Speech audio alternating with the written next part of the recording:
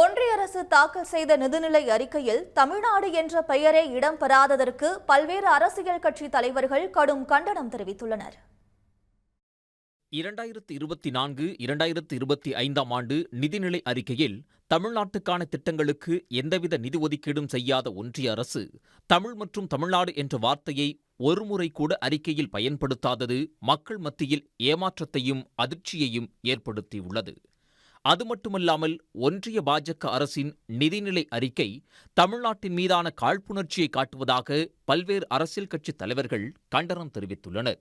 அந்த வகையில் ஒன்றிய அரசின் நிதிநிலை அறிக்கை குறித்து அதிமுக பொதுச் செயலாளர் எடப்பாடி பழனிசாமி விடுத்துள்ள அறிக்கையில், நிதிநிலை அறிக்கையில் தமிழ்நாட்டிற்கு எந்தவிதமான புதிய திட்டங்களும் அறிவிக்கப்படாதது பெருத்த ஏமாற்றத்தை அளிப்பதாக தெரிவித்துள்ளார்.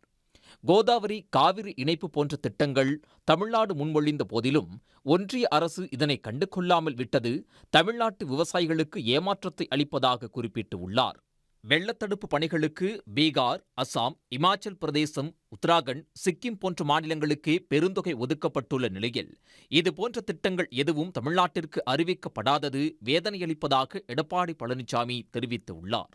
நாடாளுமன்ற தேர்தல் அறிக்கையில் ஒன்றிய பாஜக அரசு அளித்த பல்வேறு வாக்குறுதிகள் நிதிநிலை அறிக்கையில் இடம்பெறவில்லை என குறிப்பிட்டுள்ளார். மதிமுக பொதுச் செயலாளர் விடுத்துள்ள அறிக்கையில், பீகார், ஆந்திரா, ஜார்க்கண்ட் உள்ளிட்ட மாநிலங்களுக்கு சிறப்பு திட்டங்களை செயல்படுத்த நிதி ஒதுக்கீடு செய்யப்பட்டுள்ள நிலையில் தமிழ்நாடு முதலமைச்சர் மு.க.ஸ்டாலின் வைத்த கோரிக்கைகளை ஒன்றிய அரசு புறந்தள்ளி இருப்பதற்கு கண்டனம் தெரிவித்துள்ளார்.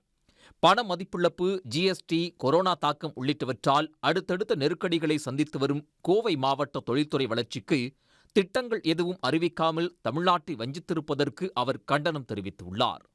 இதேபோல் பாமக நிறுவனர் ராமதாஸ் வெளியிட்டுள்ள அறிக்கையில், ஒன்றிய அரசு நிதிநிலை அறிக்கையில் தமிழ்நாட்டிற்கான திட்டங்கள் இல்லாதது ஏமாற்றமளிப்பதாக குறிப்பிட்டுள்ளார். சேமிப்புகளை ஊக்குவிக்கும் வகையிலான பழைய வருமான வரி முறையில் எந்த மாற்றமும் செய்யப்படவில்லை என குற்றம் சாட்டியுள்ள அவர், தமிழ்நாட்டின் வளர்ச்சிக்காக சிறப்பு திட்டங்கள் எதுவும் அறிவிக்கப்படாதது ஏமாற்றம் அளிப்பதாக குறிப்பிட்டுள்ளார். உடனுக்குடன் செய்திகளை தெரிந்து கொள்ள சன் நியூஸ் பெல் ஐகானை கிளிக் பண்ணுங்க.